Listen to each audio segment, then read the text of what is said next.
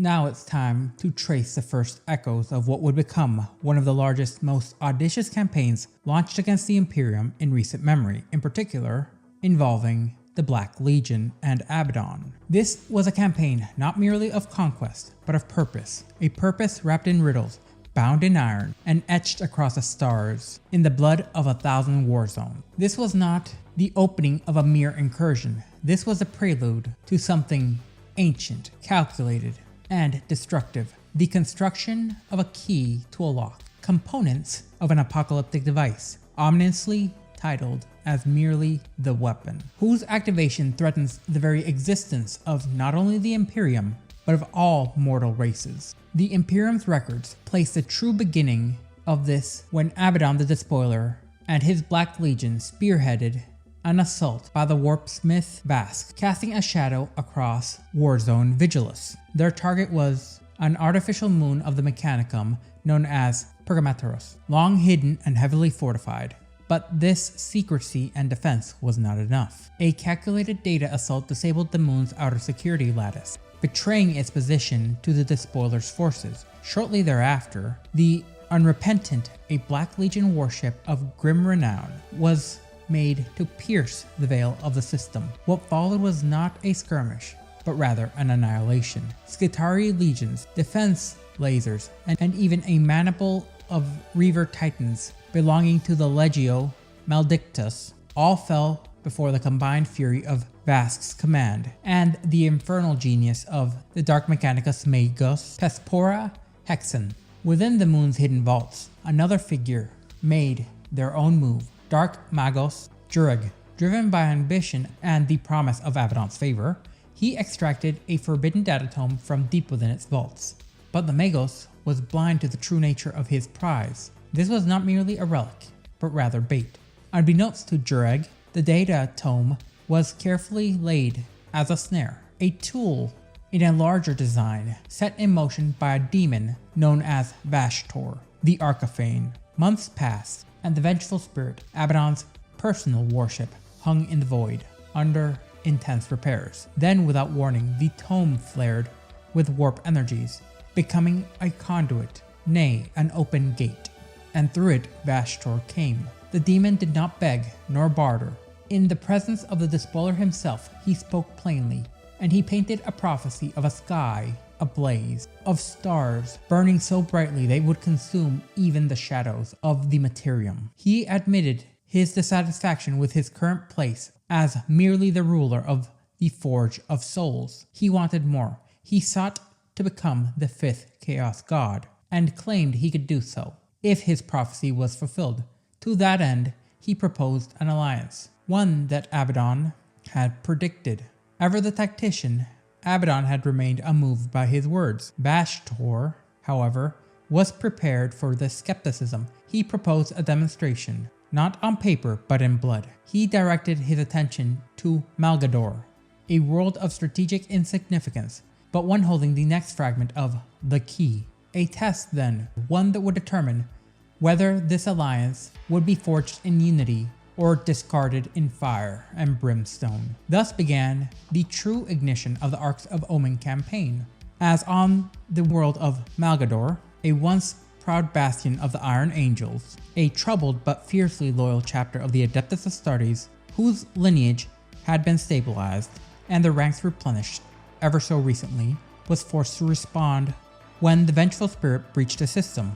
Their fleet mobilized instantly, engaging the traitors in a bitter war within the void.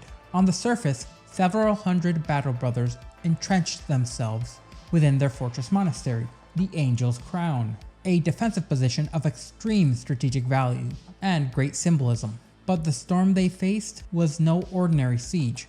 On the surface, the world was quickly overrun by waves upon waves of Black Legionaries and corrupted cultist hordes, while from orbit, Abaddon unleashed multiple surgical strikes meant to decapitate the chapter's leadership.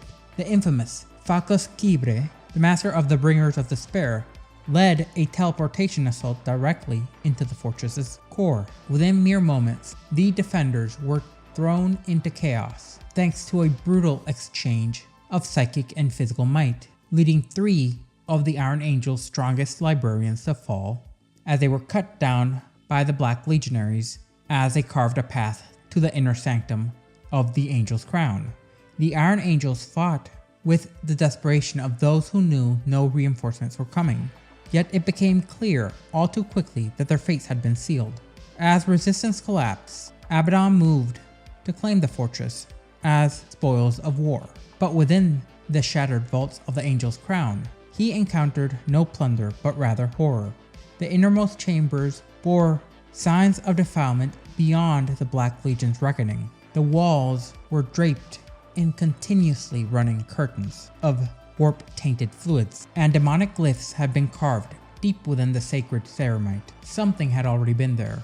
Then came a revelation. Amidst the ruins, Abaddon came face to face with Vashtorr's own constructs, mutated demon engines bound in chains, their forms half machine, half nightmare.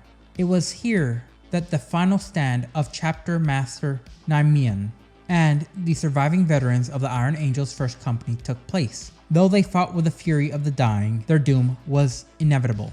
The Apothecarian and Reclusium themselves erupted with horror as Vashtorr's foul artifice gave birth to monstrous abominations. In the chaos, Abaddon personally ended the Chapter Master's life. When the battle smoke cleared, Vashtorr's minions paid no minds to the fortress's vaults, relics, or databanks. Instead, their focus fell upon a singular object, a tall marble pillar, levitating in a suspensor field at the very heart of the monastery. Known as the Iron Angel's own Oathing Stone, the pillar was sacred and engraved over the centuries with the very blood oaths of every warrior to wear the sigil of the Iron Angels. At first, Abaddon dismissed it as symbolic detritus. Then came a private council. For hours, Vashtorr and the Despoiler spoke in isolation. When they emerged, Abaddon's mood had shifted. The pillar, he now knew, was no mere monument. Rather, it was a fragment of the key. Abaddon laughed, not a laugh in mockery, but rather of conviction. Their alliance had been sealed. In the months that followed, the Black Legion, now under Vashtorr's arcane direction, began a systematic harvesting and reshaping of ancient space hulks. Many such derelicts were cleared at a great cost, their previous inhabitants eradicated. Then Vashtorr's sorcery took hold, infusing these hulks with warp energies and corrupted architecture, transforming them into massive weaponized dreadnoughts of chaos. Thus were born the Arks of Omen. Each ark would become a spear point in this galaxy-spanning hunt. At their helms stood Chaos Champions, some direct lieutenants of Abaddon's, others Chaos Lords who had sworn fealty to the cause. Their mission was rather simple: seek out and retrieve the remaining fragments of the key, by force, corruption, or subterfuge. And so began the Harvest of Terror. In the shadow of Malgador's fall, a darker tide was already rising, as Vashtorr had bent his will towards forging the Arks of Omen, and Abaddon the Despoiler began deploying those he had already completed. These vessels, monolithic, corrupted space hulks, emerged from the warp like a myriad of knives, each escorted by its own flotilla of chaos warships. Their sheer number exceeded a dozen within the initial wave, and their arrival heralded not conquest for conquest's sake, but rather targeted strikes, each with a singular purpose: recover a fragment of the key. This first wave was not to strike randomly, as each assault bore a precision and that was only obscured by its brutality. Amongst the first to fall were the moons of Korbach, followed shortly by the industrial sprawls of Vaingloria. Then came Lume 4, a shrine world of particular devotion. There the Iron Warriors under Warpsmith Karsgara, commanded the Ark Org, launched a siege that spanned for weeks. When resistance finally broke, Kazgra tore through the reliquary within the planet's core and retrieved a fragment of the key, a scorched cogitator bank suspended within a stasis field. Elsewhere, on a dust-choked world known as Hasp, Alpha Legion operatives infiltrated a sealed archaeological dig site. What they extracted was no mere relic of man. It was a meteor lodged within the bedrock, but it radiated with an ancient power. Each time a fragment was found, it was brought aboard the Arks, where they would place them within warp portals at the heart of each vessel that offered up these objects directly to Abaddon and Vashtorr. Other theaters fared no better. One of them unleashed horror upon Agramedas, a world defended by manipules of Gria. The conflict would only rage for about a month, during which the cities were rendered lifeless. In the Rapstor cluster, the Ark Bane of Life plunged directly into the conflict between the Leagues of Votan of the Kronos hegemony and the brutal Orc Wog of Skullcraka. It did not matter which side stood in the path. The Ark had a different prey and they were just speed bump. Near the Separas Nebula, the Night Lords under Flensmaster Tardvak faced a rare convergence of resistance. Their battle fleet came under assault by Ulthway Craftworlders and the Cabal of the Iron Throne. That they held their opposition for as long as they did spoke to the sheer durability of these very arcs. By the time the second wave of arcs was launched, their presence had infected nearly every Imperial segmentum and many under the controls of the Xenos races. These corrupted hulks ignored traditional front lines of combat, attacking not only Imperial worlds, but those under the control of the Orcs, the Tyranids, and rival heretics alike. Without the unmistakable presence of the Arks themselves, these assaults would have gone completely unrecognized as a unified strategy. It was only through intelligence provided by the Eldar and interpreted directly by Lord Inquisitor Kotias of the Ordo Malleus that the larger Chaos design was revealed. The Inquisition responded swiftly. Boarding parties were dispatched, and in some cases, entire arcs were purged, then confiscated. But the cost was staggering, and most would remain active, spreading destruction unchecked. Amongst the most ferocious of these arcs offensives was the assault on Cortosa III, a fortress world fortified to a degree rarely seen outside Segmentum Solar. Its bastions were manned by more than 200 regiments of the Imperial Guard, and within the heavily defended Fortum Primus, a mortal museum safeguarded another fragment of the key, one shaped as a sword. However, the world's commanders were not unprepared. Through the foresight of their sanctioned psychers, they anticipated the Ark's approach. When Ark Ogre entered the system, it found itself opposed not only by the Guard, but by a full Sisters of Battle Covenant and a detachment of Black Templars. Despite the Ark's advanced warp pulse navigation, which allowed it to bypass their outer defensive, the full assault landed squarely on the planet's surface, which meant it was met by the full force of the defenders. However, this arc was different since it was heralded by Gulthrog the Blighted, a warlord of the Sons of Rot. And though he was charged with securing the key fragment for Abaddon, Gulthrog had his own ambitions, namely claiming the world for Nurgle. To achieve this end, he deployed plague crawlers and vermin guard to suppress the Imperial fleet, while landing a ground assault with the Morbix Traitor Guard, the Dark Mechanicum Vivisectors, and Chaos Knights of House Gnaw. The invasion ignited conflicts across the world's most fortified zones, and the very mountain ranges of the Absolutist Colossi, the fortress academies of Munifacia Maxima, and the plains of Expinesis Martial. The combat was the thickest. Viral weapons were used to blanket the battlefield, reducing thousands of loyalists to a chemical slurry, out of which demons of Vashtorr clawed their way into real space. Yet amidst this chaos, a massive armored counteroffensive swept through the surface, and in orbit the battle was no less vicious. Imperial reinforcements tore through the blockade, launching desperate boarding actions that left wreckage adrift on both sides. As rival Chaos factions disintegrated into infighting, much as they are prone to, the cohesion of the traitors unraveled far too quickly. This is to the point that Gulthrog was forced to abandon command of the ground campaign and to withdraw into garrison with his own arc. And that was the Alpha Legion's signal.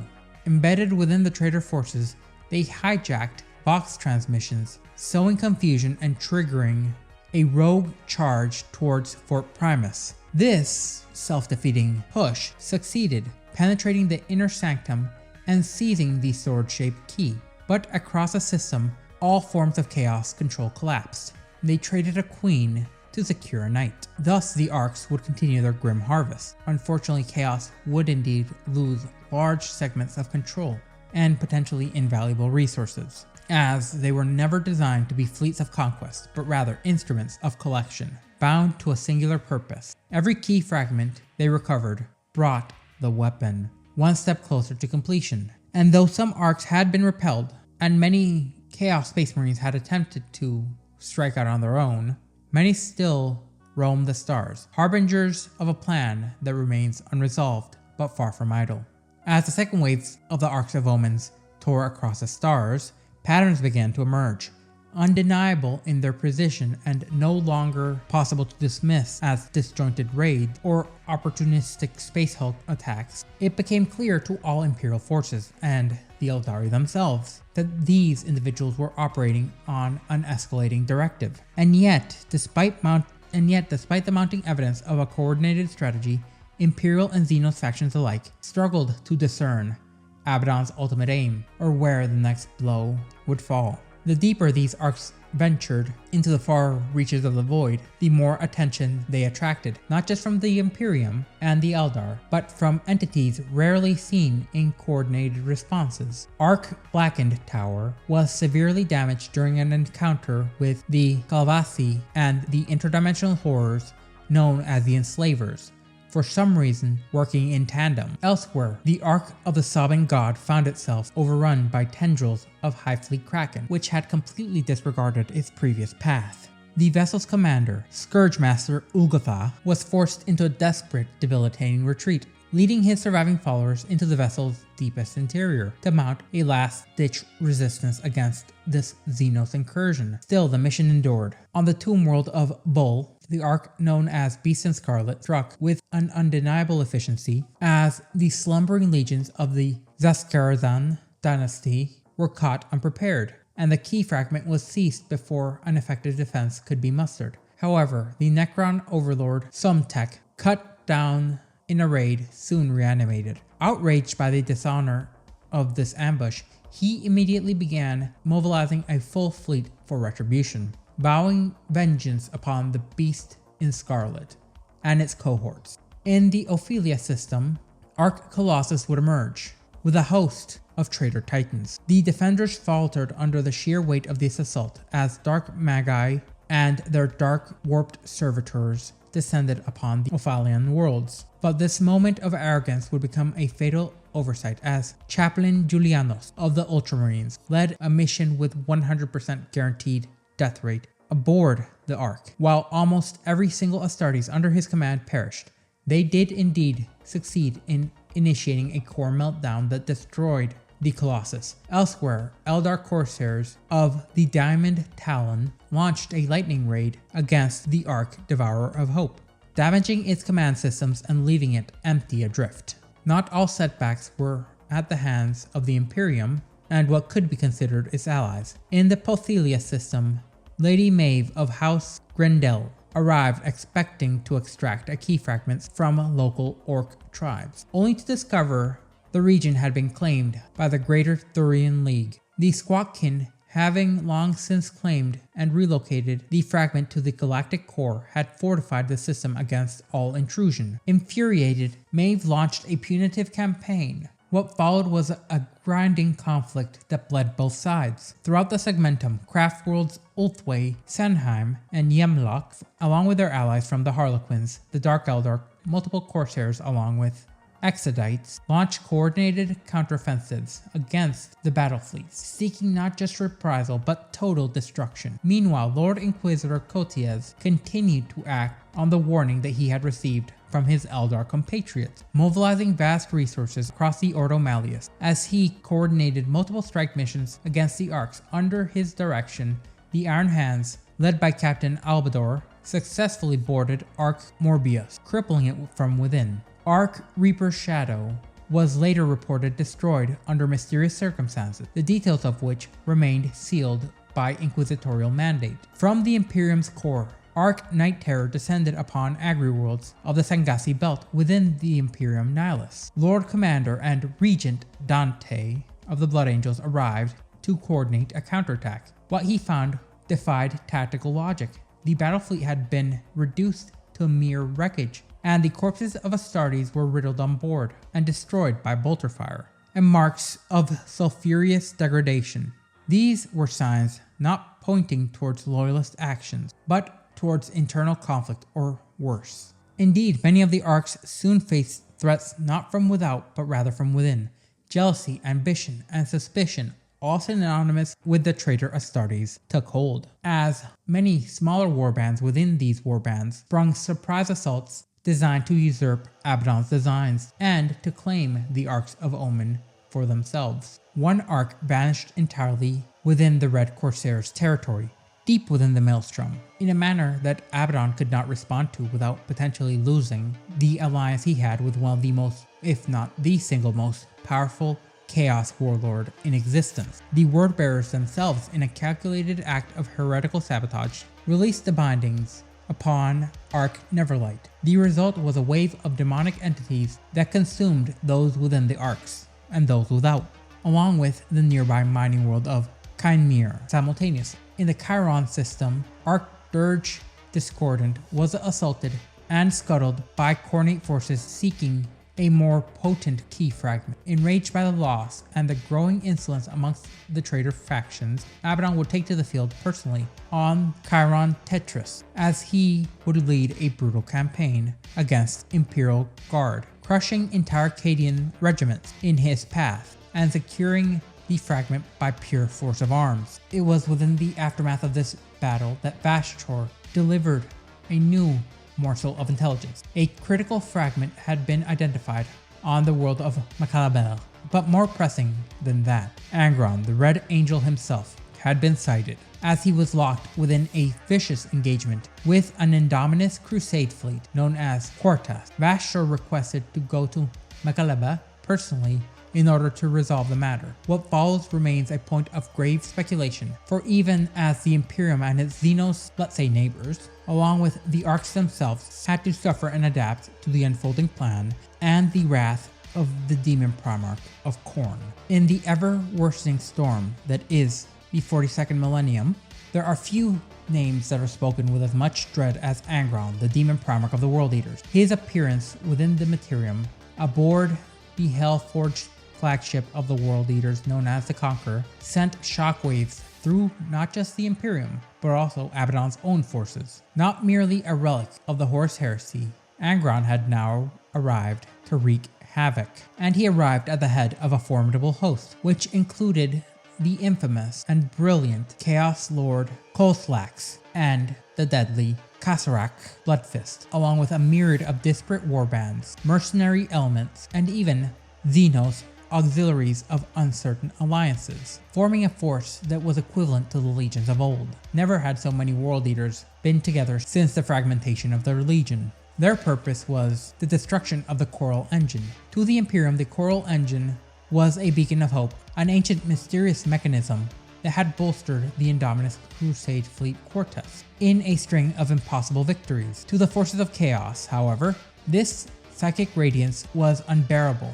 To Angron in particular, it was a torment greater than the nails themselves. This was a psionic frequency piercing the warp like an obliterating sun, digging to the very core of his being, much akin to being directly blasted with the Astronomicon's own light. He was drawn to it not out of strategy, but rather of unremittent rage and fury. Long before Angron's forces breached the system, troubling anomalies in the warp currents had already begun to draw Imperial attention. Brother Captain Dystonian Calm of the Grey Knights, 4th Brotherhood, dispatched a strike cruiser known as the Unrelenting to the Malak system in order to investigate this anomaly. Upon the arrival, Crom conferred with Fleetmaster Tyrannic Upcondus, who briefed him on the presence and the suspected nature of the Coral Engine, determined to verify the implications firsthand upon the world, and interrogated Inquisitor Gloria Egmond,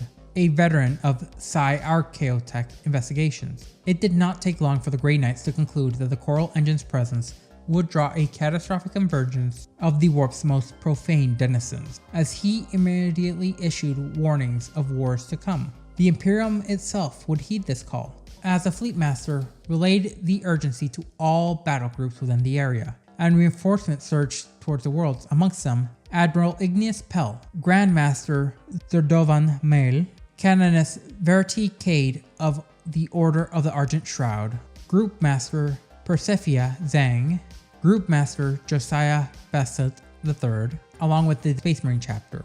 But this was not merely designed to be a reinforcement, it was a war council in motion. Battle Group Althea deployed throughout the system as multiple task forces were dispatched to the surrounding worlds. Group Master Ira Theodora and their Task Force X were sent to conduct sweeping patrols across the outer system, and Battle Group Forthax was tasked with monitoring the Barren Reach, a treacherous asteroid belt surrounding the worlds. Around the Coral Engine itself, the Fortress Light of Rose, an immense bastion of faith and steel encased in adamantium, was reinforced to the nth degree, leading the defense to become formidable to the point of myth.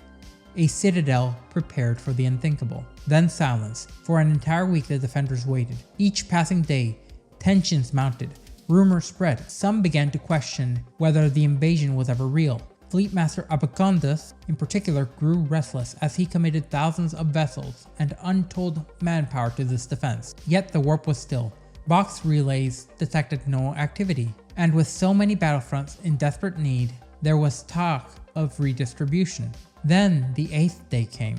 On the 7th hour, reality ruptured. At the very edge of the Malak system, a vast chaos fleet tore free from the warp. Amongst the dark silhouettes, one towered above the rest. The Conqueror, the Red Angel, had come at last, and what followed was nothing short of apocalyptic. What began as a siege soon transformed into one of the most pivotal naval and planetary engagements post the Cicatrix era. The Malak system, a stronghold reinforced to ungodly ends, became a crucible of fire and ruination when the Red Angel himself brought this war to bear. At the vanguard of this chaos onslaught was the Ark of the Omen Stygian Heart, accompanied not merely by warships, but massive, vessel-sized demon engines. Their path was utterly unwavering, as they made directly for Macabel, bypassing the lesser targets in pursuit of the singular devastating goal, the destruction of the Coral Engine. Fleet Master Abacondas, commanding from the honor of Terra, responded without hesitation as he dispatched Group Masters Theodora, Thren, and Zenga to intercept, while ordering fleets Malakavor, Malakashet, and Malakabel to ready a second wave. Thousands of torpedoes lanced out as unending salvos in the void. The Chaos Fleet reeled under the initial barrage, but they struck back with equal fury. Despite heavy losses, they continued forth with an unnatural precision, as if delaying for a secondary strike. Then came the moment of terror. Astropaths connected to the Coral Engine erupted in a series of screams. The Grey Knight's divining mirrors all fractured. A second, vastly larger Chaos Fleet tore from within the warp at this very moment. Led by the Conqueror, at this 8th hour, atop its twisted prow stood Angron himself, wrathful and nigh unstoppable in his fury. Uncharacteristically focused, the Demon Primarch divided his fleet into a trident assault formation, his Primarch intellect seeming to have returned. The first thrust centered on Claron Dire and was commanded by Kraka Bloodfist, who was directed at Malaka. This was a feint designed to draw the defenders away before slingshotting towards Macabel. The second thrust was led by the World Eater's Exsanguinator, and it struck from above the galactic plane, targeting orbital defenses with a precision rarely seen within the World Eaters. The third prong was spearheaded by Angron himself, aboard the Conqueror, as it dove beneath the galactic plane before surging upwards in a killing arc towards Macabel. Imperial morale quickly faltered as reports of riots, desertion, and breakdowns of command footholds came in. Commissars were forced to execute dozens upon dozens just to maintain a semblance of order, and yet amongst many, especially those hardened by the Indominus Crusade, discipline seemingly held. Fleet Master Abacondas, instead of panicking, doubled down as he recalled Group Master Thren from the pursuit of the Stygian Heart. Yet some forces, like Task Force 4 of Battle Group Vashtorr, were already too overextended to form any real defense, due to the fighting on the asteroid belt, as they had been overrun by the superior numbers of the Exsanguinator's fleet. Captain Ugashi of the Void Talons was slain in an attempt at a boarding action. The Noble Blade was completely destroyed, as Chaos would quickly gain the upper hand. Simultaneously, the Clarion Dire plunged towards Malacca, and Admiral Ignatius Peril, commanding the Cry of Wrath, scrambled to resist despite having insufficient forces to realistically do anything. With reinforcements still in transit and Canoness Verity Cade redirecting her forces from Malkashit, the timing was utterly catastrophic as Cornate ships exploited Malacca's gravity well, slingshotting themselves through the formation, as several crashed into the atmosphere or directly into Imperial vessels. Others would break through.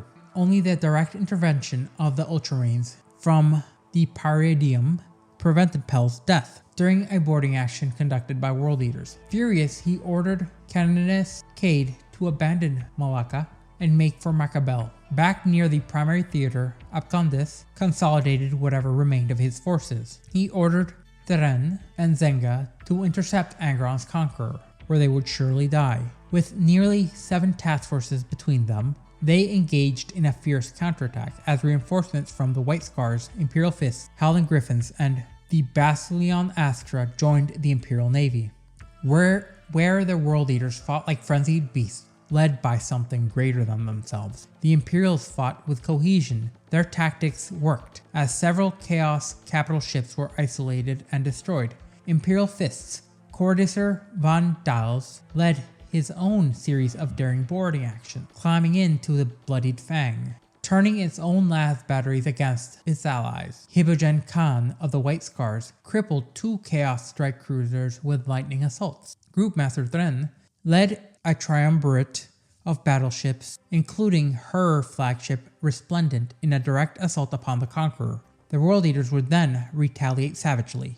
The Veracity was quickly crippled. The Blade Aquilant was forced to withdraw, and then Angron descended. The Red Angel bursts from the hull of the Conqueror, rocketing through space itself, ignoring damage that would have annihilated lesser beings, as he was pierced by Lancefire and even torn apart momentarily by the Resplendent's defensive batteries. Angron reformed mid-flight with nary a mile per hour lost, as he smashed into the vessel's bridge. Group Master Thren quickly perished in the assault, and her death marked a turning point. The loss of this flagship shattered the Imperium's momentum, as 4 more capital ships would quickly follow. The White Scar's own ship was destroyed, and Group Master Zeng, recognizing the battle's collapse, ordered a retreat. Meanwhile, the Exsanguinator struck on Macalabel's defenses directly, as Fleet Master Abacondis coordinated a flanking maneuver with Task Force Alpha 2 Erasmus 7. All the while, Group Master Jashaya Belust held the front. The maneuver would inflict heavy casualties, even halting Lord Drashogoros's advance, but it could not stop the World Eaters entirely, only stall them. In a flash of silver, the Grey Knight strike cruiser Unrelenting re-entered the fray alongside Abacondus Honor of Terra and the Chapter Master Dagul of the Void Talons. The counterattack might have succeeded, that is, until Angron arrived. The Red Angel battered into the world's orbit, bringing the World Eaters behind him and smashing into the planet's upper atmosphere. Canoness Cade, chasing the Clarion Dire, finally intercepted the Ark. She led a valiant boarding action, bringing with her not only Sisters of Battle but Space Marines, then silence, and all contact was lost. The Clarion Dire had vanished deep within the void of the warp, seconds before reaching Macalabel. Their fate remains unknown, but one fact was now certain. The defense of the world had now collapsed into complete and utter chaos, and Angron was within the Coral Engine's reach. The final descent began not with ceremony but with fury. Angron, the Red Angel, Demon Prince of Khorne, descended upon the world like a meteor of slaughter, targeting the central dome of the Coral Engine, and it's speculated that at the time he had some warp flicker of self-awareness that drove him, perhaps hope that the device's psychic radiance might finally permanently destroy him and free him of his pain. Whatever his true motive, his arrival brought naught but annihilation. Though beset by punishing arrays of Imperial defenses, Angron reached the Fortress of Light, and within its walls, the Demon Prince carved a crimson tide through Astartes, Valkyries, Sisters of Battle, and fortifications alike, as he penetrated deep within the fortress into the missile silos, where he triggered a catastrophic chain reaction, reducing whole sectors of the installation to molten ruin and dripping slag. As the coral engine's energies clashed with the butcher's nails, embedded deep within his skull, Angron persisted, moving forward as his rage was unquenched and ever building. He breached the gates to the inner sanctum, with his goal clear: the annihilation of the coral engine and the cessation of the constant new pain that had been added to his endless existence of unending suffering. Above, the war in the orbit had grown no less dire. Fleet Master Abcondis pressed the Imperial counteroffensive, while Imperial Admiral Pell had gained the upper hand over the fleet of the Chiron Dire. Yet the Conqueror had now joined the fray over Macabell's atmosphere, and the brouhaha truly began. Clashing with Loyalist forces, including the Void Talons, Imperial Fists, and Howling Griffins, each desperate to stem the tide. Upon learning that Angron's progress inside the fortress, things began to change. Abacondis recognized the existential threat unfolding below, as he issued orders for the Honor of Terra to regroup with the largest remaining capital ships and prepare a direct assault upon the Conqueror and its drop flotilla. The maneuver provoked a flood of responses, not just from his own forces, but from the enemy. Dozens of Chaos ships turned in order to intercept them, while others plunged towards the planet directly, disregarding this force. Seeking to establish a secondary drop zone for Traitor Titans, the Conqueror and its drop flotilla maneuvered. Then came the boarding. World Eaters deployed Dreadclaws directly into the Honor of Terra. Despite fierce resistance from Voidsmen, Calcian robots, and Ultramarines, and an ungodly amount of Chaos Space Marines felled, the tide would turn once the legendary, the ignominious, the nigh unstoppable Karn the Betrayer and his Butcher's Horde directly joined the fray. The Loyalists would continue to struggle hopelessly, as all resistance aboard the flagship would be fatal. Realizing the situation, Abcondis issued a final order to abandon ship. All combat-capable personnel were to redeploy planetside to reinforce the defenses of the Coral Engine. His hope lay in turning the ground war and in surviving long enough for Admiral Pell's forces to reverse the tide in orbit. On the surface, Imperials fought tooth and nail. House Tyrene Knights, Sisters of Battle of the Order of Our Martyred Lady, and regiments from the Death Corps of Krieg, along with the Uthul artillery, resisted wave after wave of Traitor Titans. The Dark Mechanicum engines would then tear through the tides of defenders, killing thousands for every one of their own lost. Around their towering fleet, twisted Skirtari and corrupted servitors dragged Loyalist soldiers away for experimentation, a fate far worse than death. In the southern hemisphere, the great spaceport city of the Hallowed Helm burned. Lord Invocatus spearheaded this assault. Though they met the Sons of Medusa and Imperial Fists, orbital bombardments had already softened the city's defenses, as Invocatus bypassed the fortified portions by outflanking them entirely, tearing through the heart of the city. As sacred sites fell in rapid succession, the Sanctum of the God Emperor Resplendent, the Temple of the Mordant Erifai, and the Library of the Star Pilgrims all became aberrators. Even the arrival of Abcondis' redeployed strike teams could not reverse the complete collapse of the Loyalist forces. In the final gambit, Abcondis led a spearhead of warships in a low-orbit assault run on the Conqueror, as several traitor vessels were destroyed in the attempt, even as Karn's forces reached the Honor of Terra's bridge. However, in a final act, the Conqueror's machine spirit rebelled, refusing to be destroyed, as a vessel triggered its warp drives, crash translating deeper and deeper still into the Imperium. The last known transmission from Abacondis Bridge was gunfire. Now, uncontained, the bloodshed on Markabel reached critical mass, the warp began to thin, and the psychic emissions from the coral engine slowed the incursion, but not before coronate demons began to manifest. The result was catastrophic. Bloodletters, blood crushers, skull cannons, even Lords of Skull surged across the battlefield. Inside the Fortress of Light, Angron summoned 8 bloodthirsters to form a terrible honor guard. Together they shattered the Imperial fists defending the gatehouse and stood poised to reach the heart of the coral engine itself. Meanwhile, aboard the Exsanguinator, Brother Captain Dacian Crom and the Grey Knights had succeeded in reaching its bridge. There they confronted the Demon Prince Dragarkor in a brutal engagement. Though Crom lost many brothers, he succeeded in banishing the Demon Prince back into the depths of the warp. With its master banished, the Exsanguinator began to die, its systems failing and its structures collapsing. The loss of the ship was a significant blow to the Chaos Armada, but Crom regarded it grimly as merely a Pyrrhic victory. His next move was to teleport onto the surface of the world and face Angron himself directly, as useless as that realistically would be. Elsewhere, aboard the Stygian Heart, battles raged on, as under the command of Aforai Quen, the ship drifted aimlessly. Its commander sought direction in the wake of this catastrophe. It was at that very moment that Vashtorr the Arkifane would materialize on board, and the stage was now set, the last bastion surrounded, and Angron within the world. There was little to stop the forces of chaos from destroying the thing that had tormented, the most powerful beast that Khorne had ever unleashed. What began as a desperate defense had crumbled into cosmic annihilation, as the Fortress of Light was rent asunder and demons poured through its broken gates. A single voice cried out in the storm, Inquisitor Egma, with her words breaking out through the voxnet with a withering contempt for the traitor host. Behind her fury lay purpose. With an unwavering conviction that the Emperor's light burned within the coral engine, she ordered her tech adepts to disengage its final failsafes, unleashing its full power upon the world.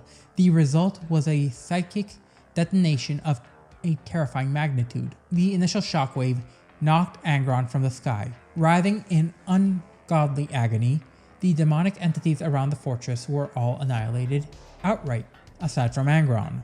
Subsequent pulses followed in rapid succession as waves of force shredded warp-born entities and splintered the cohesion of the World Eater's assault. Yet this deliverance carried a price. The cries of psychers bound to the engine echoed in the minds of all nearby. Mortals fell to the floor clutching their heads as tormented visions, voices, and psychic afflictions, too strange to categorize, all spread throughout the population. Still, the Inquisitor's gambit bore fruit. With their demonic allies erased, the cultist hordes were shaken to the core. However, the World Leaders still advanced, lost in their frenzy. However, said frenzy had lost its edge. Only Angron and his 8 bloodthirsters remained, but even they staggered beneath the psychic onslaught. Nevertheless, the Red Angel pressed forward, more enraged than ever, the pain becoming nigh unbearable.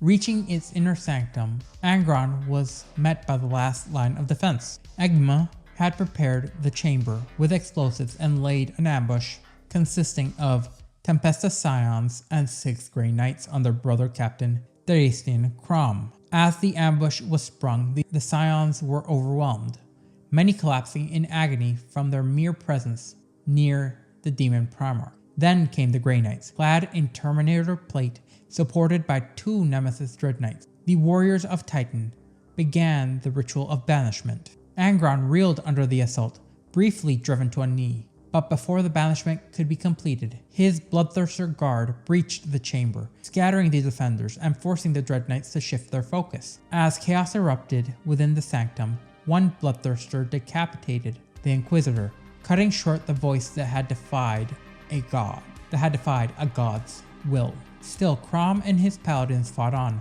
pushing towards Angron and completing the ritual's final incantation. The Primarch retaliated in a whirlwind of gore, slaying several of the elite warriors, but Crom met him head on, wielding a Nemesis demon hammer, using it to bring a shattering blow and lay Angron low, even if temporarily. But before the killing strike could land, the demon seized the hammer's haft and countered driving his axe Spinegrinder through Crom's body with a meteoric force. With the last of the obstacle cleared, Angron turned on the Coral Engine itself. What followed defies classification, as the Red Angel became something more, an unholy bridge between reality and the warp. As Spinegrinder struck the Coral Engine, Angron became a direct and full conduit for Khorne's fury, drawing not only on his rage, but that of the god of blood himself. In that moment, the psychic device erupted in a cataclysmic blast of crimson light. Angron and the Bloodthirsters would be then torn apart from the power of two gods, piercing their very being. However, within the epicenter of the blast, Angron's incorporeal essence lingered, watching as the wound he had torn in reality pulsed with raw warp energy. From the rift emerged the murder curse, Khorne's gift, or perhaps his vengeance. The Coral Engine was gone, and the world had been broken in twine. The destruction was instantaneous as the psychic waves of energy radiated outwards. A tide of madness and flame followed. Nearly all life on the surface was snuffed out within moments. Space Marines were amongst the few who escaped, but even many of the ships within orbit were hurled screaming into the warp. Malkavor and Malkashet, once distant cousins of Macabel, were ravaged in planet-killing debris storm. Admiral Ignatius's Pell's fleet, arriving too late, was showered with wreckage. Entire battle groups were annihilated. But for those who survived the initial destruction, a far darker fate awaited them. Within minutes, madness began to grip the surviving Imperial personnel, as veterans of countless battles lost all sense of reason. Astartes, guardsmen, crewmen, one by one, they succumbed to a berserker rage, foaming at the mouth and screaming praises to the blood god as they turned upon their allies, friends, and brothers. Language failed, recognition dissolved. On board his own flagship, Admiral Pell was torn apart by his crew and then devoured. Those who resisted the madness, few survived. Most were slain by their former comrades, as their pleas were drowned out beneath roars of bloodlust. What began as a crusade to prevent the Imperium's light ended in silence, fire, and slaughter, as the Coral Engine, once a beacon of psychic salvation, now lay shattered, its destruction birthing a curse that still echoes within the void. In the wake of the planet's annihilation, while the Loyalist forces were still reeling from the psychic devastation and the warp-born corruption, another player stepped forward, unharmed, unhurried, and entirely undeterred. Standing at the helm of the Stygian heart, Vashtorr the Arkifane entered the broken system like a dark revenant, as he was guided through the ruin, impervious to the localized storm of madness that consumed all else. Drifting towards the shattered remains of the world, Vashtorr pinpointed the ruin where the Coral Engine's geothermal siphon coil once stood, now transformed into a vast ruin of Khorne, scorched into the planet's crust. As the Stygian heart began to break apart under the strain of proximity to the cursed world, Vashtorr shaped the fragments of the dying Ark into a staircase and descended towards the engine's shattered core. From this irradiated void, he drew forth a single blackened mass of stone of an unknown substance, yet it was heavy with dark potential. Without hesitation, Vashtorr stepped through the portal, having secured the prize that had justified this entire catastrophe and losses of force. In the days that followed, the truth became clear. Fleet Portus was effectively gone. The murder curse had been unleashed by Angron, and the destruction of the Coral Engine had allowed madness to spread through the fleet's communication and through their mind. Its navigators and astropaths becoming twisted conduits of madness. Of the battle groups Alphae, Bertes, Dominus, Forax, Erasmus, Jovas, and Keolox, an estimated 80% fell into the madness or turned traitor. Veteran Space Marines and Sisters of Battle were no more immune than Inquisitors or Ministorum clergy. Only the Grey Knights, the legendary Sisters of Silence, and the perpetual failures known as the Adeptus Custodes retained their minds. The rest were driven mad, then cut swaths of destruction across the Imperium Sanctus, their surviving elements reclassified as excommunicate traitores. The betrayal had begun as a horror, which would echo across the segmentum for decades. It was then Vashtorr launched the next phase in his campaign, This time he would target the Rock, the mobile fortress monastery of the Dark Angels, and one of the most heavily defended structures in the Imperium. Identifying a key fragment he believed resided deep within its vault, Vashtorr called upon Abaddon and the Black Legion to summon only battle fleets and Chaos Astartes under Zorphas, but they would also bring about Iron Warriors supplied directly by Peterabo, Word Bearers, and Vashtorr's own cult of the Arkifane. Riding at the head of the Ark of Omen, Orak Unleashed, Vashtorr used his demonically augmented intelligence, known as the Orak Mirdir, to locate the Rock and its escort fleet. His plan was both surgical and devastating. Disable the Gordian's Aegis, the Rock's primary void shield array, using an infernal weapon known as the Unmaker, then breach the fortress through coordinated boarding actions.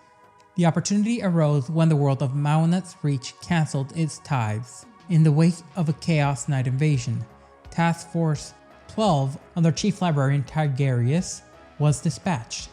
The sightings of House Korvax, a well-known traitor knight lineage, soon would also draw the interest of House Revan, and crucially the Dark Angels.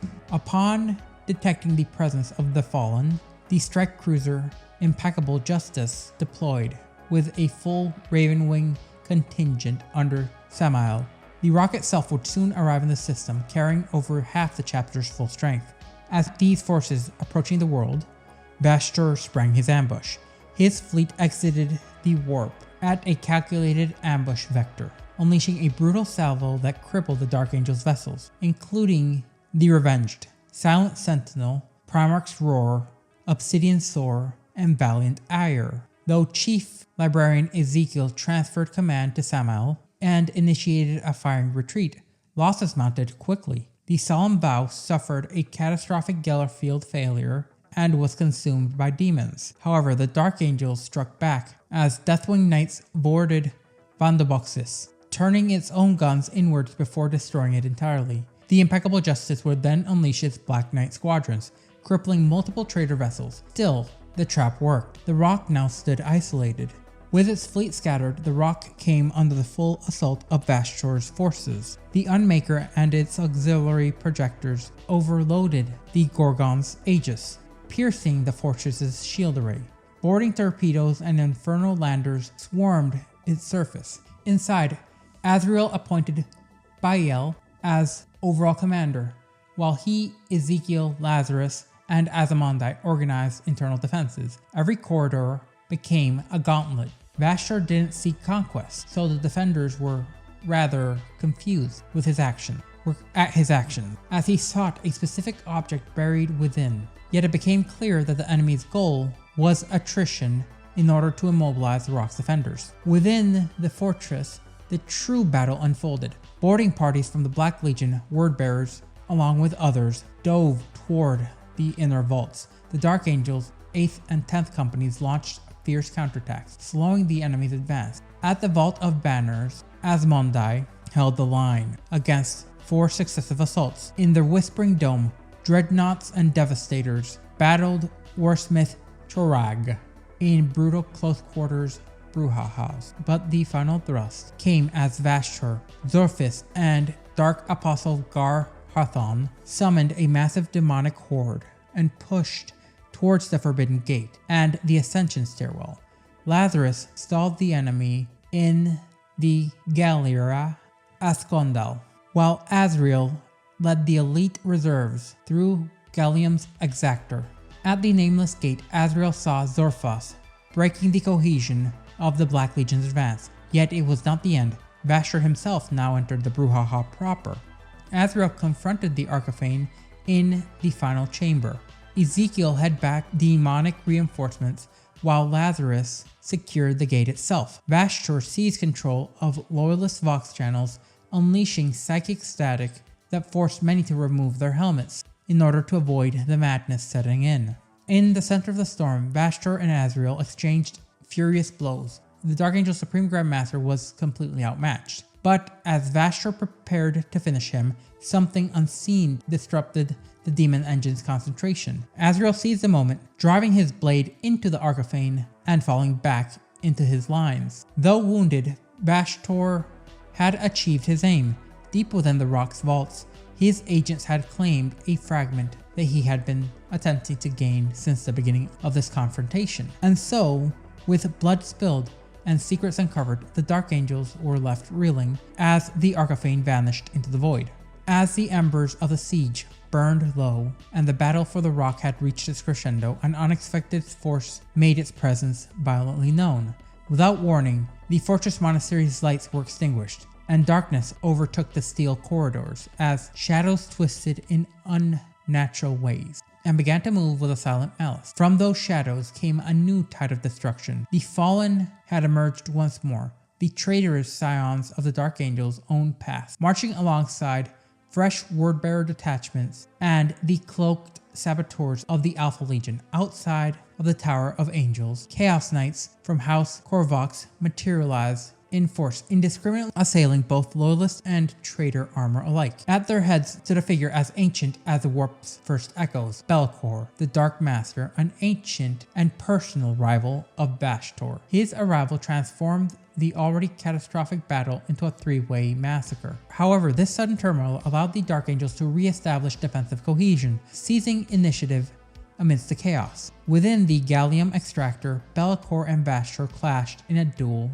long in the making. Their combat was apocalyptic as Vashtorr drained the energy from the rock's nearby void systems, ripping the power directly from the failing void shields and the sacred machinery in order to repel Vashtorr's warp-fueled shadows. The Arkifane ultimately forced his rival to retreat, but not without consequence. Smirking through his fractured visage, Belkor mocked Vashtorr's design, declaring them irrelevant. Look at the stars, he warned. As the Arkifane turned his gaze outwards, it became clear what Belkor meant. Task Force 7 had arrived, and an Imperial armada led by Chief Librarian Tigerius was set to reinforce the Dark Angels. It was then that Belkor revealed his deception. The invasion of Mawet's Reach had been orchestrated solely to bait Vashtorr and the Dark Angels into open conflict. His true objective was sabotage. With the reinforcements arriving, Loyalist strength surged. House Revan deployed their own knights onto the rock's surface to confront their corrupted brethren from House Korvax. In one notable clash, Revan Princeps Garvin personally brought down a corrupted knight tyrant. Simultaneously, the Ultramarines and Nova Marines launched precise offensives across the outer battlements, coordinated by Tigerius himself. Chapter Master Samael, having stabilized the Void War, joined Tigerius in a combined push. Belkor, ever disinterested in the final victory, gave no order to resist as he accomplished his task, ruined Vashtorr's plans. Furious, Vashtorr seized control of the remaining macro batteries on the rock's surface. Through arcane and machine rights, he commanded a torrent of firepower across the battlefield, allowing his barrage to annihilate entire formations, along with his primary goal of gravely wounding Belkor. The Dark Master would then vanish into the warp, howling in frustration. With him, his shadow-bound disciples dissolved into nothingness. In the wake of Belkor's withdrawal, the Loyalist counteroffensive intensified. Crusade reinforcements combined with the Dark Angel's fury, allowing them to hammer Vashtorr's depleted forces from all sides. Recognizing defeat, the Arkifane ordered his remaining vessels to converge for an emergency extraction. Few escaped, and the majority of his remaining forces were either annihilated or captured. Vashtorr himself was forced to teleport back to the Orc Unleashed. As it departed from the system, his ambitions scorched but not broken. In the aftermath, Azrael met Tigerius and Princeps Garvin with ice-veined restraint. He offered neither thanks nor apology for his own chapter's failure, only a curt order that the Imperials were to withdraw from the rock's proximity. Tigerius, well accustomed to the Dark Angel's guarded and paranoid nature, complied without protest, as the rock and its escort slipped into the warp once more. Their true thoughts remained cloaked in their ever-present silence and secrecy. Despite the apparent victory, the matter was far from resolved, as the interrogations conducted by Chaplain Asmundai upon the captured traitor Astartes revealed a disturbing truth. Vashtorr had not retreated at random.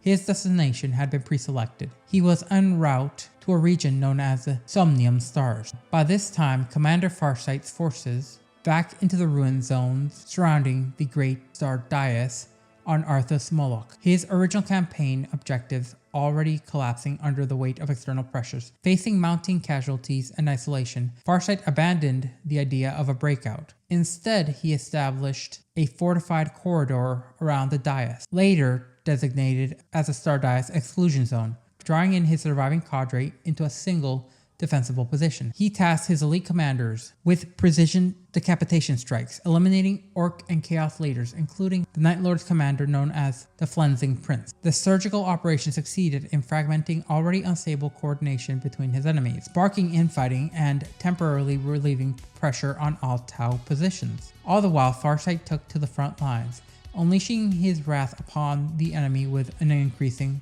aggression, almost unnaturally. It was during the Battle of Haggard Tower, as an immense Orc force threatened to overrun the dais, that the long-awaited reinforcements from the Tau Empire had arrived. Amongst them was Commander Bravestorm, who was grievously wounded in the fighting. As Farsight oversaw Bravestorm's evacuation, a drone approached, projecting the image of ethereal Supreme Aunva.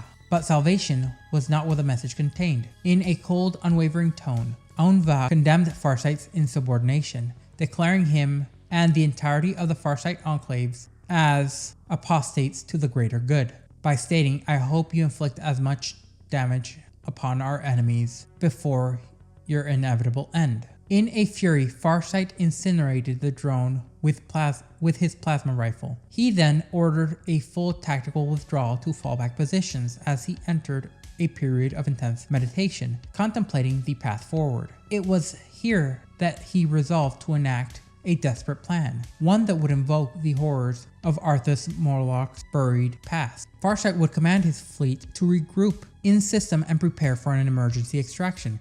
Across the theater, Tau units executed a disciplined, phased withdrawal. As the cordon around the Star Dais contracted, Chaos and Orc forces began to clash more and more frequently as their fractured alliance crumbled under the pressure.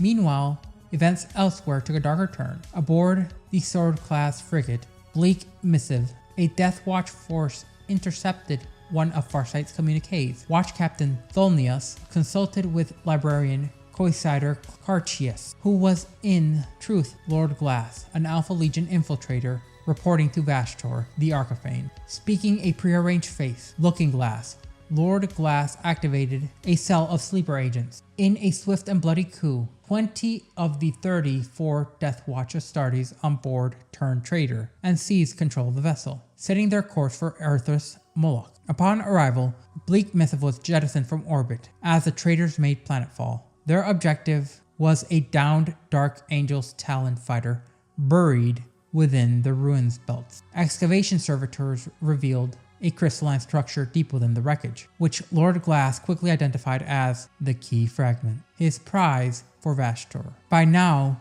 Gul'Kruth and the world leaders had launched a relentless assault against the Tau perimeter. Waves of cultists and traitor guardsmen absorbed the Tau's defensive fire, allowing for Chaos Space Marines to engage in a brutal melee.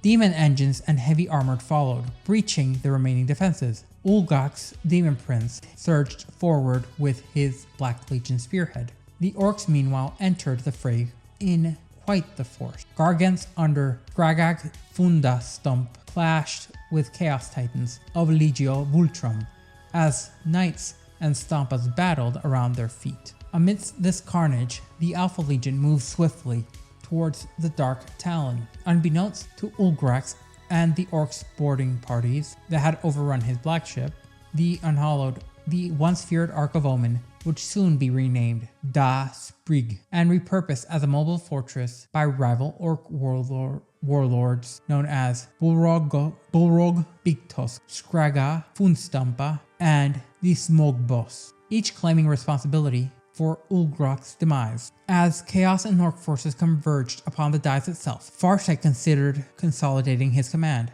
now reduced to only 5 members of his original 8 for a final stand. The Tau held fire until the first wave of berserkers crossed into the dais' kill zones. Orcs followed closely behind them, and Farsight activated his trap card. Using the blood of the slain, he triggered an ancient system embedded within the dais, The structure responded as demons manifested in waves across the battlefield, tearing into friend and foe alike. Chaos followers, orcs and Tau alike, descended upon a brutal slaughter that blurred all allegiances. Amidst the frenzy, Tau forces attempted an emergency evacuation as warships in orbit carved escape corridors through enemy fleets. But the psychic wave of madness swept through the Tau's ranks. Farsight's own battlesuit morphed, adopting grotesque war gear. His Dawn blade was replaced with a brutal axe, and skulls were etched into his armor. Consumed by rage, he nearly abandoned his men. Only a single thought brought clarity to the Ungulate, the realization that he was considering letting his soldiers die while he fought alone. Recoiling, he forced himself back to sanity. His armor reverting to its original form as his suit's AI warned him. The window for retreat was now only minutes away from closing. Returning to the dais, Farsight gathered his remaining warriors and ordered a halt to the bloodshed. They would not fight any further. Instead, they would escort the surviving forces into the extraction zone, holding their discipline in the face of the madness around them, as the Tau withdrew under heavy fire, northward to Salvation. Shortly thereafter, the Chaos forces also withdrew, their objectives apparently fulfilled. With both Chaos and Tau forces departed, the orcs lost interest and disappeared, seeking new battles elsewhere. Later still, Farsight and his surviving commanders returned to the now silent dais. The corruption was gone. Strange as it seemed, new life had begun to take root in Arthas Moloch once more, as the nightmare had passed for now. The former Ark of Omen, now an orc-held vessel, Das Brig, continued to orbit the world, an ignoble monument to the madness that had unfolded. Later, when the Rock, fortress monastery and flagship of the Unforgiven, entered the Idolatros system, it did so with a fleet rivaling that of the great crusades of antiquity. But even the might of 3/4 of all the Unforgiven chapters could not fully prepare them for what lay ahead. Raven-winged scouts had accurately reported on the presence of a substantial battle fleet in the system. However, the Rock's sensors soon detected it was far worse than what they had initially believed. A cloaked abnormality pulsing with a malignant energy lay at the system's center, and within hours, the void between the Loyalists and the traitors' fleets ignited with fire. Boarding actions and torpedo exchanges along with fighter waves collided in the maelstrom of metal and death. The Unforgiven held a numerical advantage, while Chaos wielded other darker tools. Vashtorr's mastery over infernal machinecraft gave the traitor fleet weapons augmented by the raw power of the Somnian stars themselves. The result was immediate and brutal. Several Unforgiven capital ships were utterly annihilated by the advanced weaponry of the traitor vessels, but most notably, the Netherworld Blade, an Ark of Omen under the command of the Dark Mechanicum, obliterated full squadrons of the Disciples of Caliban frigates, along with 2 strike cruisers sustaining significant damage. Undeterred, the Dark Angels launched boarding actions against the demon ships, destroying them from within. With the stratagem aboard the Rock, Supreme Grandmaster Azrael and his inner circle discerned a grim pattern. The Netherworld Blade was not meant to win, but rather to delay. Delay what? Reinforcements? Certainly. But these were ones that the Unforgiven had already dispatched Outrider fleets to intercept. The tide began to turn with the intervention of Master Samael from his flagship as he led a Ravenwing spearhead assault in a direct strike against the Netherworld Blade. Joined by Unforgiven strike forces, they disabled the Ark's engines section by section, though the traitor vessels resisted to the last, destroying offensive positions and crippling 5 other Loyalist ships. It was eventually reduced to a smoldering husk. Satisfied with their outcome, Azrael regrouped his fleet and ordered them forward.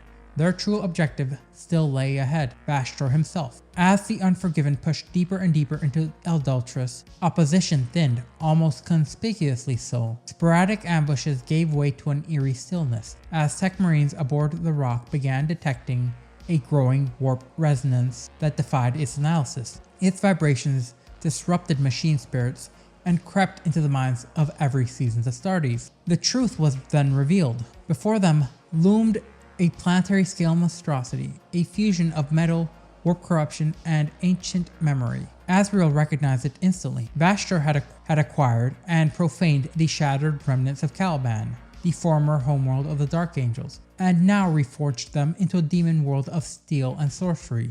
Chaos would christen it Wyrmwood, and Vashtorr was not alone here. From a warp subdimension conjured through infernal means, Abaddon the Despoiler emerged at the head of a full Black Legion armada. The trap had been sprung in full. Azrael ordered an immediate strike as the Unforgiven would assault Wyrmwood directly, burning away Vashtorr's heresy with flame and fury.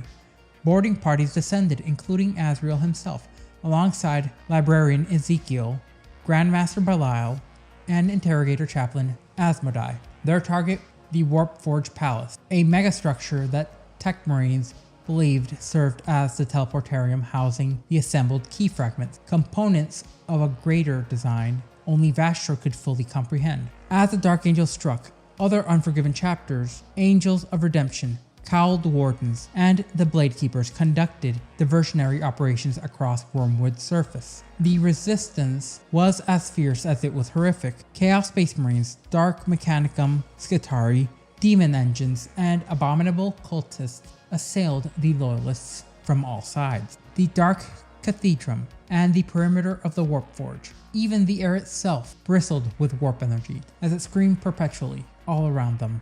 It was here, after the enduring assault of the Demon Prince Parallax, that Azrael's forces reached the heart of the Heretic's fortress. They found an altar, part Calibanite ruin, part brass effigy, desecrated with the assembled key fragments. It now pulsed as a shrine to Khorne. Defended by the World Eaters and Infernal Knights of House Bazkar, the altar would roar to life with a ritual fury. And from the summoning circle, at its core, Angron, Primarch of the World Eaters, reborn in fire and hatred, arose. Above the battle-scarred surface, the Unforgiven fleet found itself trapped, led by Master Nikir of the Consecrators. Loyalist warships were caught between Wyrmwood's weapon arrays and the Traitor Armada, as Abaddon aboard the Vengeful Spirit and Vashtorr, commanding the Aurak Unleashed, converged like jaws of a steel trap, snaring the Loyalists between them. In a devastating maneuver, Abaddon, along with Folks Tibre,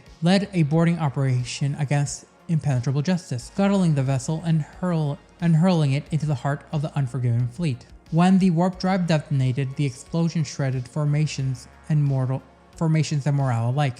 All hopes might have been lost, until new contacts emerged from the warp. Lord Commander Dante, Master of the Blood Angels, and Warden of the North, transitioned into the system at the head of an allied Loyalist armada. Accompanied by Imperial Navy assets, Fleet Nihilists commenced an assault ordered directly by Lord Commander Dante from his flagship Absolution's Ire. None could explain how the Blood Angels had learned of the battle, least of all the Unforgiven, but the truth would be revealed later. For within Dante's flagship was a passenger whose return would change the fate of the Imperium itself. Lion L. Johnson, Primarch of the Dark Angels, awakened, returned, and unknown to all but a chosen few. In the chaos and fire of the Idolatros conflict, a moment of revelation was soon overshadowed by urgency. Lord Commander Dante of the Blood Angels, having arrived to reinforce the besieged Unforgiven, was surprised by the fact that the Primarch of the First Legion was no longer aboard his ship. Dante, one of the Imperium's oldest and most experienced living heroes,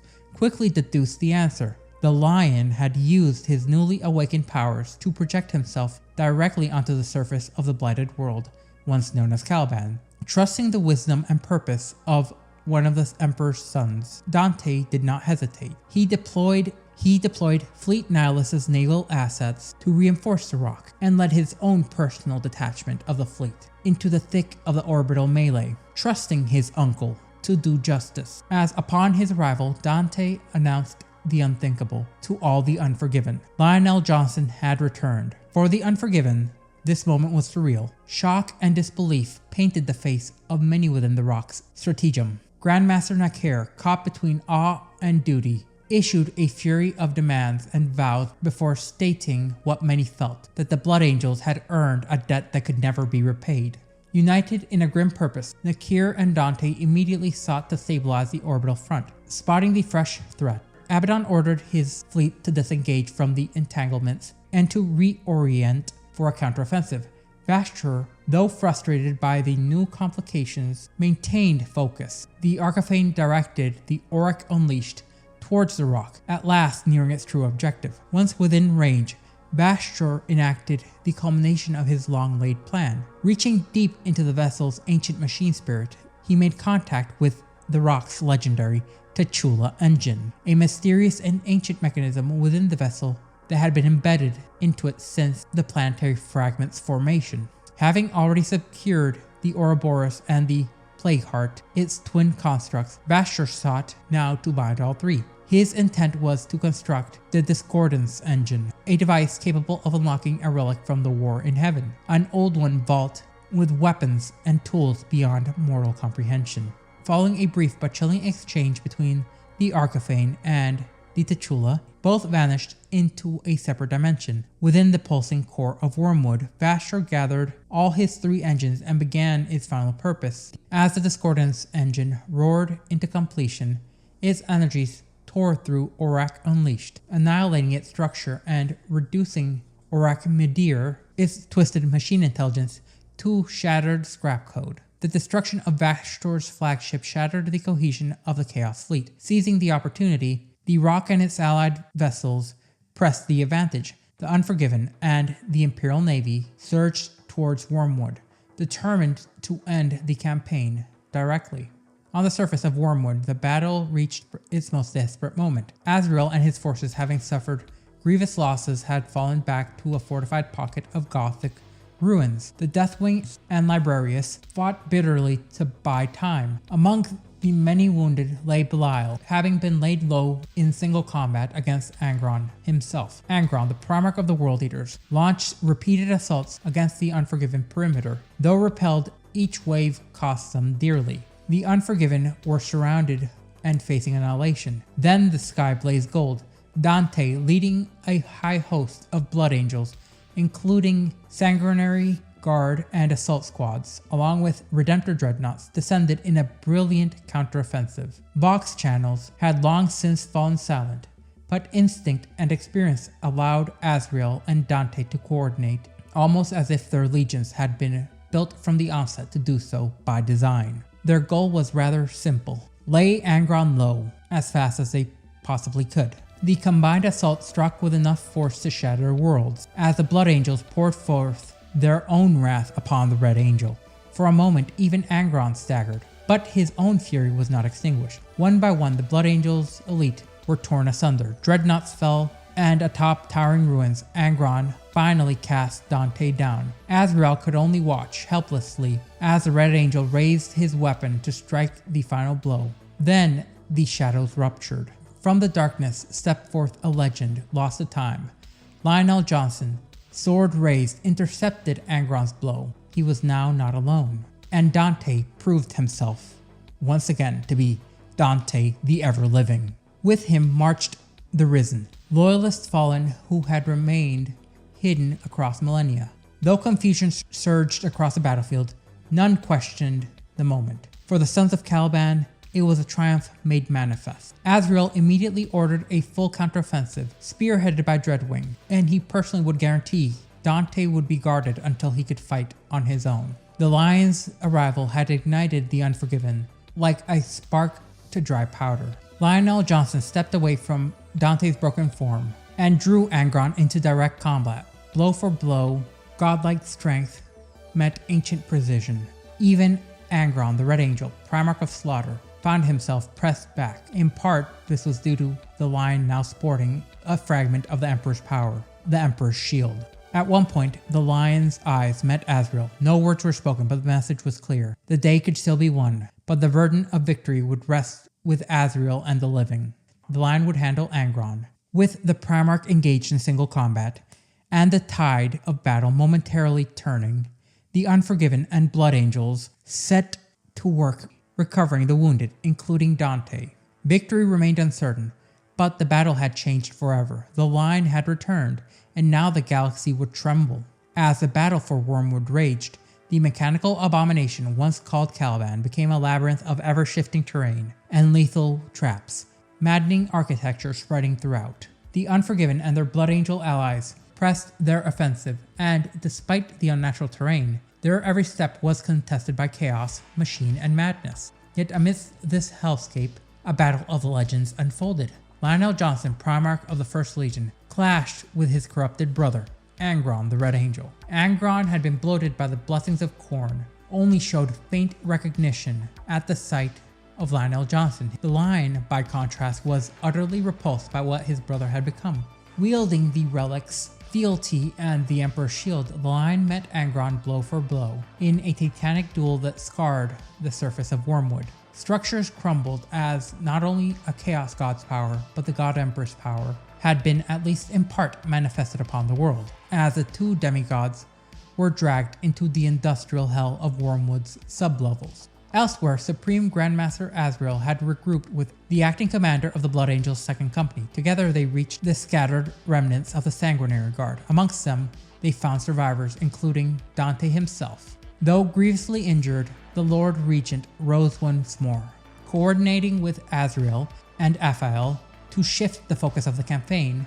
Nakir was entrusted with completing exterminatus protocols, while senior commanders turned to the evacuation of their warriors. Targeted landing zones were identified, and the combined forces of the Unforgiven and the Blood Angels struck hard. The first stronghold to fall was the Warpforge Palace, fortress of the World Eaters, and it was quickly overrun by the combined assault of the Angels of Death. Dante then issued an order to consolidate and march towards the closest extraction zone. When questioned about the Lion's status, Azrael offered no details, only quiet faith that the Primarch would find his own way back to orbit. As this was going on, within the infernal heart of Wyrmwood, the Lion and Angron battled deeper and deeper into the realm, where the veil of real space and the warp had worn thin. They clashed through demon forges, over blood-slick assembly lines, as each impact was a collision of ideologies as much as it was of weapons. Eventually their battle returned to the surface, where the Lion, ever the tactician, used Wyrmwood's environment to his advantage. Amidst the steam and shifting machinery, he feigned Angron into overextending. As the Red Angel struck, the Lion twisted his stance, fealty driven into Angron's throat. The wound staggered the Demon Primarch. Seizing the opportunity, Lionel Johnson brought the Emperor's shield down upon Angron's neck. In a blast of warp light and psychic shrieking, due to the God Emperor's power within the shield, the Red Angel was unmade, and his essence was temporarily banished back into the Imperium. Lionel Johnson, though victorious, was wounded and exhausted. Nevertheless, he rose and began to make his escape.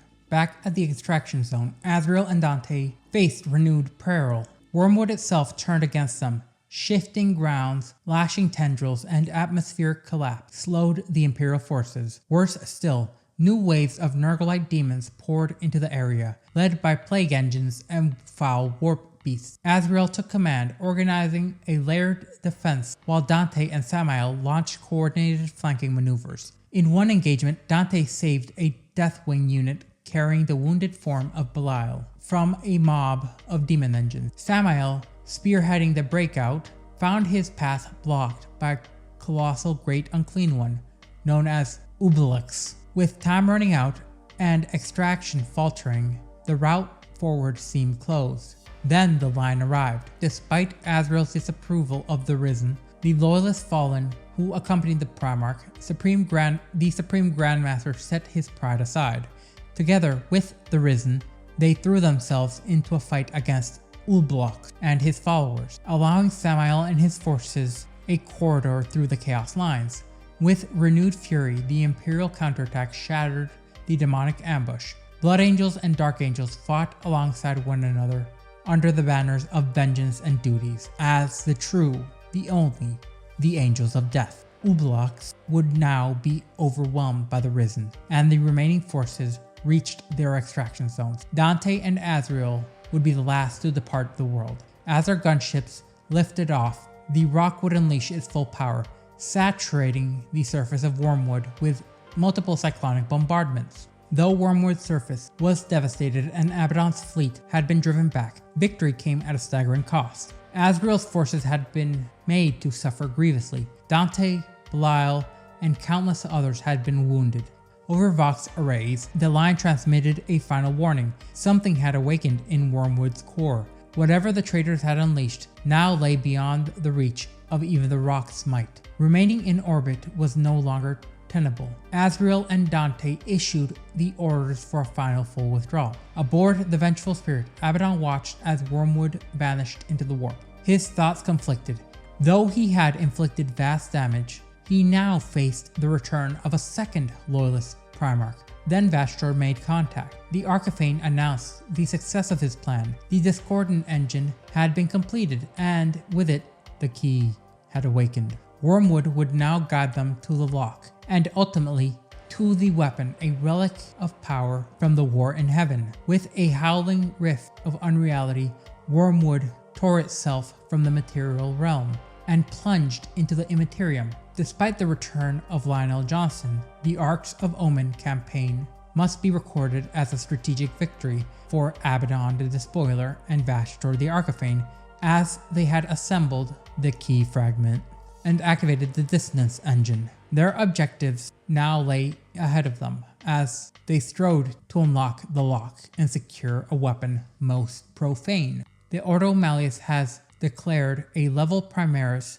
threat status. Inquisitor Cotias has invoked full mobilization authority and declared that all remaining sources must be committed to stopping the Arkifane no matter the cost. And it is to the point that while the line took more than half of the Unforgiven chapters under his wing as the Dark Angels, he sought it prudent to second multiple chapters of the Unforgiven to Lord Commander Dante under the auspice of Fleet Nihilus in order to get around any coordination limitations pressed upon the legions previously. In the wake of the Wyrmwood campaign and the Arks of Omen, Abaddon the Despoiler and his Black Legion have emerged bloodied but unbroken, and if not, more powerful than they ever have been. Though denied total dominance over the Idolatros system and forced to contend with the return of another loyalist Primarch in the form of Lionel Johnson, Abaddon achieved what many within the Imperium had failed to see, securing strategic momentum. The key had been forged, the dissonance engine now fully functional, and the first step towards unlocking the lock and claiming the weapon was complete. While Vashtorr continues his dark machinations, Abaddon's Black Legion consolidates its strength across the galaxy. Cult worlds stir, chaos fleets regroup, and new warbands rally beneath the banner of the War Master. Much of Wyrmwood may have been left behind, but the Black Legion has gained something more dangerous: direction. In this new age, Abaddon no longer fights for simple conquest or even revenge. He fights with purpose, with prophecy at his side, and with the power to reshape the galaxy itself. The Despoiler stands not as a failed successor to Horus, but as something far worse, a conqueror who learns. And so, we reach the end of the story, the Luna Wolves, then the Sons of Horus. Now, the Black Legion.